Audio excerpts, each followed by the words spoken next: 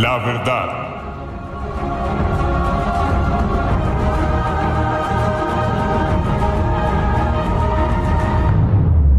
Buenos días a todos.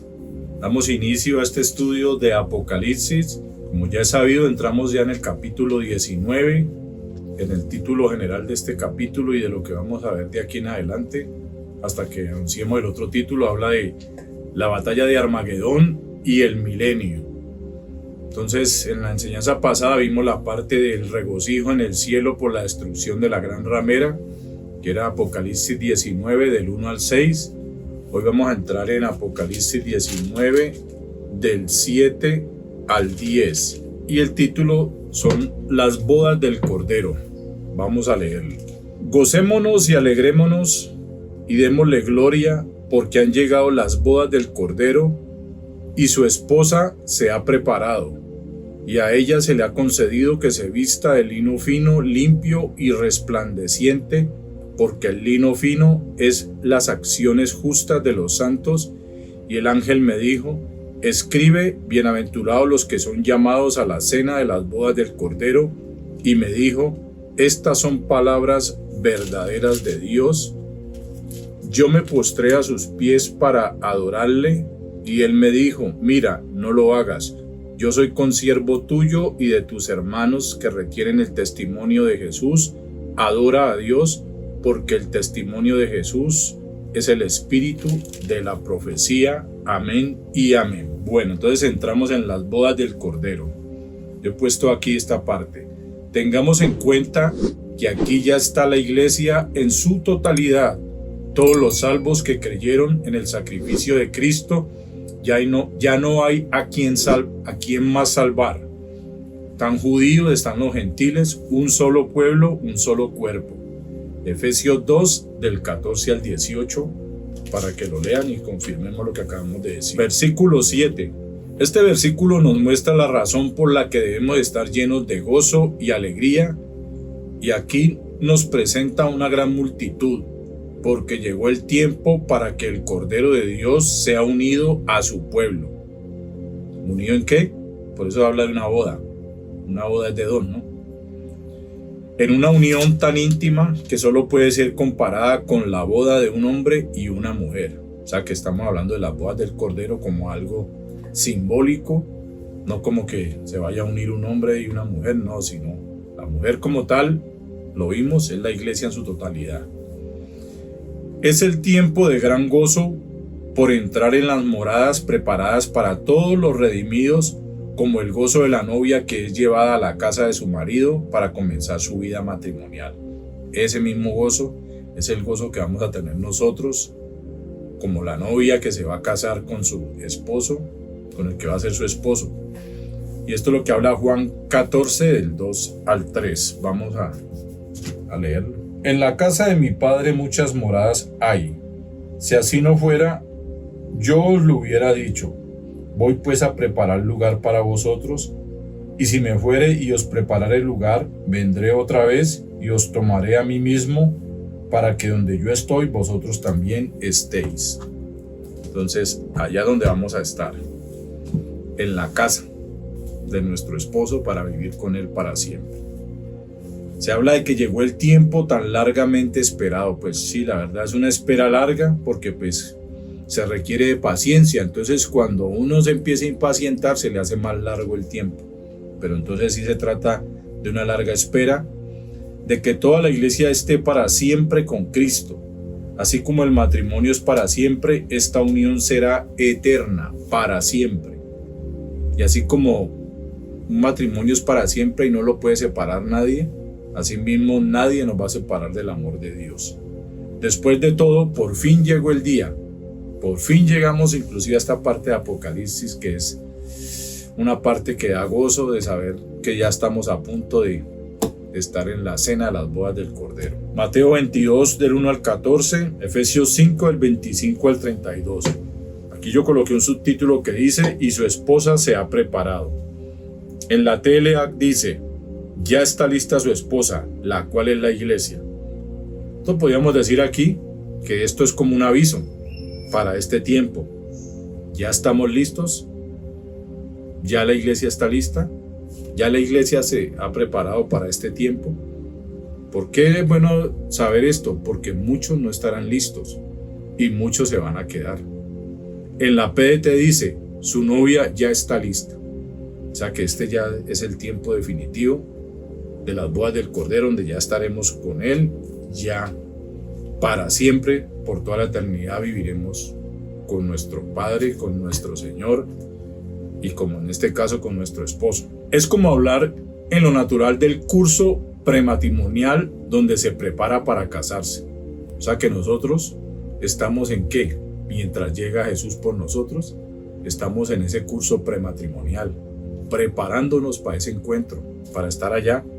Haga de cuenta como cuando el novio se guarda para la novia y se guarda de esto y de lo otro para prepararse para unirse con ella para siempre. Unos antes de la tribulación y otros en la tribulación. La cuestión es esa. Lo ideal es antes de la tribulación, porque ya saben que en la tribulación las cosas van a ser distintas y se va a tener que pagar con su propia vida por la fe. En cambio, bajo la gracia, simplemente santificarnos cada día y para cuando suceda el rapto, nos vayamos y no tengamos la sorpresa de que nos quedamos. ¿Por qué? Por no habernos preparados, por no haber hecho el cursillo prematrimonial. Todos serán preparados para ser fieles, serán juntados con un mismo espíritu por la obra de Cristo y listos, como la esposa que se va a unir a su esposo. Esa es la obra del Espíritu Santo, la preparación, la santificación. Juan 17, versículo 23 al 26 y Romanos 7, 4. Esto en cuanto al versículo 7, el versículo 8, donde habla que ella se le ha concedido que se vista de lino fino, que habla de las acciones justas de los santos. Versículo 8, cuando dice, y ella se le ha concedido que se vista. Esto quiere decir que es Dios el que la ha vestido, es un acto de su gracia. Como cuando hemos oído ese versículo que dice, y la buena obra que Él comenzó, la perfeccionará. O sea que Él es el que nos va vistiendo de santidad. Obviamente sabiendo que tenemos el Espíritu Santo y nosotros somos partícipes de esa santidad. Por eso Él mismo dice en Apocalipsis 22:11, el que es santo, santifíquese más. O sea que el proceso de nosotros es más de santificación, más darle lugar al Espíritu Santo, más apartado del pecado y de este mundo, menos carnal y más espiritual. Tiene que ver con el perdón de sus pecados cuando recibimos a Cristo, que hemos sido lavados por la sangre de Cristo, y la glorificación a la imagen de Él, cuando seamos llevados al cielo, cuerpos glorificados. Habla de regalos otorgados como resultado de la obra del Cordero en la cruz a su favor. Versículos para esto, Efesios 2, del 8 al 10, 2 Corintios 5, del 18 al 19. Un subtítulo que dice, lino fino, limpio y resplandeciente. ¿Qué dice en la TLA de esto? Representa el bien que hace el pueblo de Dios. O sea que, ¿cómo deben ser nuestras vestiduras? Como lo dice aquí, lino fino, limpio y resplandeciente. Así debemos vivir vestidos nosotros, cada día más limpios y más resplandecientes ante Dios. Nos habla de la justicia de Cristo por su obra en la cruz y nuestra fe en ello, y también nos habla de nuestras acciones justas en una vida de obediencia a Él. Es un equilibrio entre la responsabilidad del hombre y la soberanía de Dios. Lo que les decía ahora, Él empezó la buena obra, pero nosotros ¿qué tenemos que hacer? Disponernos. No es de que el Señor es el que hace la obra, entonces yo hago lo que yo quiera, no. Porque entonces ahí donde ¿qué espíritu hay allí? Concluimos que este lino fino, limpio y resplandeciente es todo aquello que como cristianos hacemos guiados por el Espíritu Santo, lo que estábamos hablando ahora. Contribuirá a embellecer el vestido que la esposa lucirá en ese momento, a mantener el vestido impecable. Por eso, todo cristiano debe contribuir con sus buenas obras a tejer un vestido nupcial que agrade a Cristo en ese glorioso día. óigalo bien, contribuir, ayudar a hacer el vestido, a tejerlo, con las, por decirlo así, con los mejores hilos de santidad, hilos de vida espiritual, que cada vez el vestido sea más resplandeciente y agradable para que Dios le dé la aprobación a ese matrimonio. Un comentario de esta Biblia con la que estudiamos nosotros, la Scofield, dice así: las vestiduras en la Escritura son un símbolo de justicia. ¿Cómo eran nuestras vestiduras antes de Cristo? Vestiduras viles, sucias, trapos de inmundicia. En el sentido ético de lo que es malo simboliza la justicia propia. El ejemplo está en Isaías 64:6 y también dice que véase Filipenses 3 del 6 al 8, donde se muestra lo máximo que puede hacer un hombre moral y religioso bajo la ley. En el sentido ético de lo que es bueno, las vestiduras simbolizan, primero, la provisión básica de la salvación de Dios por gracia por medio de la fe en Cristo, las vestiduras de salvación, manto de justicia, del griego dikaiosune, y trae unos versículos aquí, Isaías 61:10 y Romanos 3:21. Les recuerdo que estoy leyéndole un comentario de Scofield, ¿no? Lo segundo, las vestiduras de lino fino, las acciones justas, del griego dikaioma, de los santos, como aquí en el versículo 8, que es lo que estamos estudiando. Las obras de piedad y bondad producidas por el Espíritu Santo a medida que el creyente juzga la carne, la deja de lado y se rinde a Dios. Romanos 13:14. Estas son las buenas obras para las que fuimos creados en Cristo Jesús, Efesios 2:10, y con las cuales los creyentes deben adornarse para honrar el nombre de Cristo aquí en la tierra. Me gustó mucho este comentario. Y trae unos versículos finales. Mateo 5:16, Primera de Timoteo 2:10, Tito 2 del 8 al 10, Tito 3:8, Primera de Pedro 2:12, Primera de Pedro 3 del 3 al 5, Primera de Pedro 5:5. Y en el más allá, o sea, en la vida eterna, ¿no? Romanos 2, versículos 7 y 10, Primera de Corintios 3, del 12 al 14, Filipenses 1, del 10 al 11, Primera de Pedro 1, 7 y Apocalipsis 19, 8. Entonces, este es un comentario importantísimo que aporta algo que da mucha claridad a este versículo. Entonces, entramos ya en el versículo 9, donde habla de que el ángel me dijo: escribe, bienaventurados los que son llamados a la cena de las bodas del Cordero, y me dijo: estas son palabras verdaderas de Dios. Los que son llamados, acuérdense o recuerden que el llamado es por medio del Evangelio, y cuando nosotros escuchamos el mensaje que Dios pone la fe y nos salva, esos son los llamados. Por ahí hay un pasaje que dice: los llamados son muchos, los escogidos pocos. El llamado es para todos, a la fe en Cristo, a la salvación. Pero no todos aceptan la tarjeta de invitación. Muchos rechazan, muchos no quieren saber nada del Señor y todo eso. Entonces, los bienaventurados, pues en ese caso yo diría que soy un bienaventurado. Yo fui llamado a las bodas, yo voy a estar partícipe en esa gran cena de las bodas del Cordero. En la TLA, que dice: benditos sean todos los que han sido invitados a la cena de las bodas del Cordero. Benditos. Es una bendición, la bendición más grande. Mejor dicho, después de esto, ¿qué puede esperar o qué puede querer usted cuando Dios, en su gracia y su misericordia, le concede la vida eterna? Lo ha llamado, lo ha invitado a la eternidad, a su reino, a la salvación. Mejor dicho, ¿qué más decir? Esta palabra, que son llamados, del griego kaleo, habla de llamar, convidado, decir, invitar, poner, entre paréntesis, por nombre, sobrenombre. Entonces, ¿qué pasa? Cuando dice que los que son llamados es los que han sido convidados, los que han sido nombrados, mejor dicho, es como cuando usted es un invitado de honor y usted está en una lista. No, aquí no está su nombre, no está en el libro del Cordero, o sea, en el libro de la vida.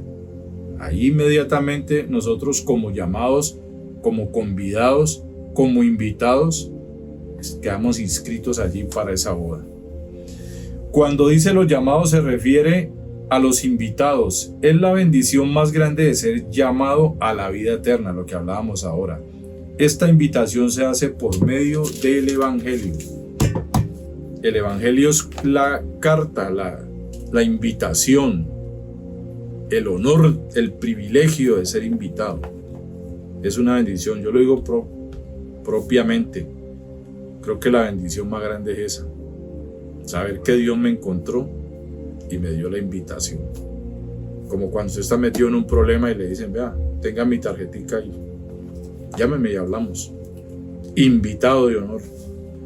Mateo 22 del 1 al 14, Lucas 14, 15. Aunque muchos fueron llamados, pocos quisieron ir. Nosotros conocemos pasajes donde más de uno, no, espérame, yo primero voy a hacer esto. Rechazaron, no entendieron, no escucharon, no quisieron nada con Cristo. Y resulta, acontece que eso va a pasar su factura. Los que rechazan a Cristo. Los salvos invitan a los que no son para que sean y participen de esta boda. O sea, esa es una tarea que muchas veces un cristiano no hace, sabiendo que es salvo. Cuando usted realmente es salvo, usted ya sabe lo que viene y semejante boda.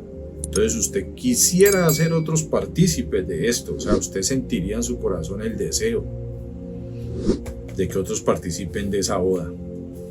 La bendición más grande es estar allí, en esa fiesta eterna junto a Jesucristo. ¿Sí o no es la bendición más grande? Claro que sí. Yo por lo menos así lo siento. La bendición más grande. ¿Qué más puedo pedir? Mateo 26, 29. Lucas 14, 16. Yo puse aquí esto. Creo que los dichosos son los que aceptan la invitación. Dichosos, que cuando hablo de dichosos es porque es un sinónimo de bienaventurados. La dicha más grande de que un Dios tan poderoso lo haya tenido en cuenta uno para su reino. Como cuando David, por amor a Jonatán, hay alguien de quien yo tenga misericordia, que salió Mefiboset, privilegio, lo encontró, lo buscó a alguien, salvación. En la TLA dice, esto lo dice Dios y Él no miente. Cuando dice ahí, estas palabras son palabras verdaderas de Dios. Estas son palabras verdaderas de Dios. Esto quiere decir que Él no miente. Como cuando dice por ahí, desierto, desierto, Él habla de eso. Él no miente, desierto, lo seguro es que es la verdad. Nos dice que las palabras que Dios dice son totalmente fiables, son dichos veraces que con toda seguridad serán cumplidos. Esta promesa de los bienaventurados, por lo menos si usted me pregunta a mí, yo soy de estos. ¿Por qué? ¿Lo merecía? No. Él me lo prometió, Él lo dijo, lo creo. Lo merezca o no lo merezca. ¿Merecía yo ser salvo? No. Él quiso hacerlo. Él quiso invitarme a estas bodas. Él me dio la invitación. Él me dio el vestido. Él me dio la entrada. Él me dio todo. Yo lo acepté. Lo creí. Y allí estaré dichoso. Y la seguridad es que Él lo prometió. Él lo va a cumplir como sea. Números 23, 19. Segunda de Corintios 1:20. Apocalipsis 19:11. Apocalipsis 21:5, Apocalipsis 22:6, Primera de Timoteo 1:15, Primera de Timoteo 4:9, Segunda de Timoteo 2:11, Tito 3:8. Para que confirmemos cuando dice estas son palabras verdaderas de Dios. Entramos al último versículo de esta enseñanza, versículo 10. Dice, yo me postré a sus pies para adorarle y él me dijo, mira, no lo hagas. Yo soy consiervo tuyo y de tus hermanos que retienen el testimonio de Jesús. Adora a Dios porque el testimonio de Jesús es el espíritu de la profecía. Amén y amén. Versículo 10 dice: yo me postré a sus pies para adorarle. La pregunta es: ¿por qué Juan, siendo tan piadoso, cometió tal disparate de adorar al ángel? ¿Por qué se descachó? ¿Por qué adoró al ángel? Podemos concluir que es el impulso involuntario del gozo de adorar por una esperanza tan preciosa. O sea, él estaba como en ese gozo que lo tenía como por allá en las nubes, que no, o sea, me equivoqué, como cuando uno dice, ay, perdón, me equivoqué. Juan estaba confuso y emocionado por esta visión, y bajo la impresión de las últimas palabras del ángel, olvida a quien tiene delante. Juan estaba fuera de sí por la emoción de la gloriosa consumación. O sea, estaba fuera de sí por semejante noticia de las bodas del Cordero, mejor dicho. Como cuando usted lo invitan a la mejor fiesta, que usted está, pues, que no cabe la emoción, comprando vestido y alistándose, envolando zapatos y todo, mejor dicho, la mejor pinta, pues. Entonces estaba como por decirlo así, en ese ajetreo de las bodas, pues. Juan estaba fuera de sí por la emoción de la gloriosa consumación de las bodas, ¿no? Estaba maravillado en gran manera por la grandeza de lo que estaba viendo y escuchando. Esto que leímos en el contexto, ¿no? Apocalipsis 22:8, Hechos 10:25, Primera de Juan 5:21. Leamos Apocalipsis 22:8, pues por lo cercano que estamos. Yo, Juan, soy el que oyó y vio estas cosas, y después que lo hube oído y visto, me postré para adorar a los pies del ángel que me mostraba estas cosas. O sea, ya estaba como en ese esplendor ya del tiempo final Juan, que por acá otra vez volvió y se descachó y se postró ante el ángel, y se le olvidaba pues de que eran consiervos, como le recordó el mismo ángel. Pero ¿qué le dijo el ángel? No lo hagas. Así le responde el ángel. Él no acepta la adoración de Juan. Óigalo bien, no la aceptó, siendo un ser angelical, porque el ángel sabía que solo Dios es digno de adoración y ningún ser creado debe ser adorado, solo el Creador. O sea, cuando le dijo no lo hagas, le dio a entender esto que acabamos de leer. Solo digno de adoración es Dios. Solamente ante Él se dobla toda rodilla y solamente ante Él debemos postrarnos. La Biblia prohíbe el culto a los ángeles. Eso está en Colosenses 2, del 18 al 19, para que lo lean. Los ángeles son solo espíritus ministradores enviados para servicio a favor de los que serán herederos de la salvación. Espíritus ministradores, servidores de Dios. Eso está en Hebreos 1:14, para que ustedes lo lean.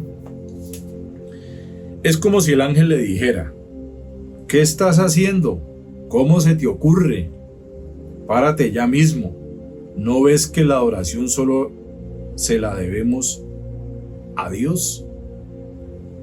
Entonces yo puse esto así, puse como para que haya más claridad. No lo hagas. Cuando él le dijo no lo hagas, es: ¿qué estás haciendo? Párate. ¿Cómo se te ocurre? La oración solamente se la debemos a Dios. Párese, párese, párese. Yo creo que eso fue de una que lo hizo parar. Podría no decir que hasta lo cogió al brazo y venga, ¿qué es lo que está haciendo? Mateo 4:10, Éxodo 34:14, Segunda de Reyes 17:36. Muy bueno. Luego el ángel le dijo: yo soy consiervo tuyo y de tus hermanos. ¿Qué dice en la tele de esto? Pues yo también les sirvo, igual que tú y que todos los que siguen confiando en el mensaje que les dio Jesús. O sea que todos somos servidores de Dios. Imagínense, hasta los ángeles a nivel de nosotros de servicio. En la PDT dice: soy un siervo como tú y tus hermanos. Servidores todos. Consiervo, del griego sundoulos, coesclavo, servidor o ministrando al mismo amo, servidores del mismo amo. Siervo, del griego doulos, esclavo, servidor, siervo. ¿Qué somos todos? Esclavos de Cristo, servidores del reino, siervos de Dios. Nos habla de servidores del mismo divino Señor, del mismo Dios, del mismo Señor. Colosenses 1:7, Colosenses 4:7, Apocalipsis 6:11, Apocalipsis 22:9, Salmo 103, versículo 20 al 21, Daniel 7:10, Lucas 1:19, Hebreos 1:14. En cuanto a servidores, por acá también teníamos Hebreos 1:14, donde dice no lo hagas. Es para que lo leamos una y otra vez, que nos quede claro. Entonces hasta aquí que resumimos. Juan se arrodilló a adorar al ángel de la emoción que tenía. Estaba pues invadido por el momento tan poderoso que estaba viviendo. Pero ¿qué le dijo el ángel? Que no lo hiciera, porque todos somos servidores del mismo Dios y solo para Él es la adoración. A nadie nos le debemos postrar, a nadie nos le debemos arrodillar, solo a Dios. Eso es claro, mejor dicho, los mismos ángeles vinieron a decírselo. El testimonio de Jesús es el espíritu de la profecía, que es lo que tenemos acá al final del versículo 10. En la TLA dice, porque el mensaje que Jesús enseñó es lo que anima a la gente a seguir anunciándolo. Óigalo bien, tenga en cuenta estas traducciones para que le quede claro ese pedazo, porque mucha gente interpreta mal esto de la profecía y lo lleva por otro lado. En la PDT dice, quienes dan testimonio sobre Jesús tienen el espíritu de la profecía, de lo que habla de Cristo. Las profecías aquí apuntaban a Cristo. ¿Hablar de quién? De Cristo. ¿Anunciar a quién? A Cristo. Ese es el espíritu de la profecía. El Espíritu Santo que nos mueve a anunciar a Cristo. Y la profecía habla de que Él volverá y que debemos estar listos, y que el que está pecando que lo siga haciendo, y el que se ha santificado que se santifique más. Esto nos habla de que toda la palabra de Dios nos lleva a poner nuestra mirada en Jesús. Este ángel o cualquier otro siervo de Dios solo pueden ser transmisores de la revelación, pero el punto central de la palabra es Jesús, el centro del evangelio. Otros están tan ocupados intentando poner en orden todos los acontecimientos escatológicos que pierden de vista al personaje central acerca del que habla. Debemos tener mucho cuidado y no predicar otra cosa sino a Jesús. Como lo dijo Pablo, me propuse hablar solo de Cristo y de este crucificado. Toda la escritura es el testimonio de su persona y de su obra. Quiere mostrarnos la belleza y el atractivo de Cristo. Ese es el espíritu de la profecía que está hablando ahí. Aquí hay unos comentarios breves, los voy a leer. El verdadero espíritu de la profecía siempre se muestra a sí mismo dando testimonio de Jesús, el que habla de Cristo y el que lo anuncia. Esto es un comentario de David Gusi. Cualquier enseñanza o profecía que lleva nuestras mentes y corazones lejos de Él no está siendo comunicada apropiadamente. Esto es un comentario de un tal Hawkins, no sé, Hawking dice ahí. Óigalo bien, lo repito. Cualquier enseñanza o profecía que lleva nuestras mentes y corazones lejos de Él, o sea, de Cristo, no está siendo comunicada apropiadamente, no está dando el mensaje correcto. Otro comentario. Esto significa que el centro del corazón de la profecía está diseñado para desplegar la belleza y el amor de nuestro Señor y Salvador Jesucristo. Bonito esto, chévere. Walgur dice ahí. Estos son comentarios importantes para que lo asociemos con lo que estamos hablando. Aquí hay otros dos comentarios que me parecieron apropiados para esta enseñanza. Un comentario de Wayne Partain y Bill H. Reeves. Dice, la verdad que Cristo en su primera venida reveló, su testimonio, es el espíritu o vida del mensaje profético. Toda profecía verdadera tiene validez porque detrás de ella está la verdad de Cristo, la verdadera profecía, el espíritu de la profecía de Cristo. Predicar la palabra es hablar de Cristo, el autor de ella, la profecía, Cristo.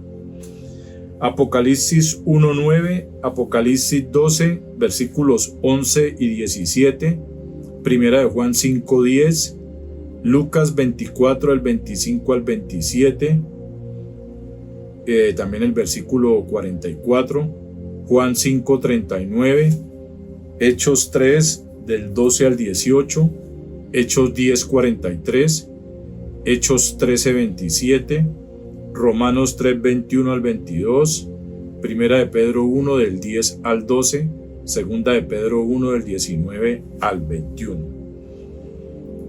Bueno, ya para finalizar leo un comentario de la Biblia de Estudio. Yo les muestro la Biblia de Estudio Scofield con la que estamos guiándonos para esta enseñanza. Dice así el comentario Scofield: aunque hombres, ciudades y naciones ocupan gran parte de la profecía bíblica, el tema principal es una persona, el Señor Jesucristo. Tal como se le recordó a Juan en este momento culminante cuando estaba por venir la manifestación de Cristo en gloria, el testimonio con respecto a Jesús es el espíritu de la profecía.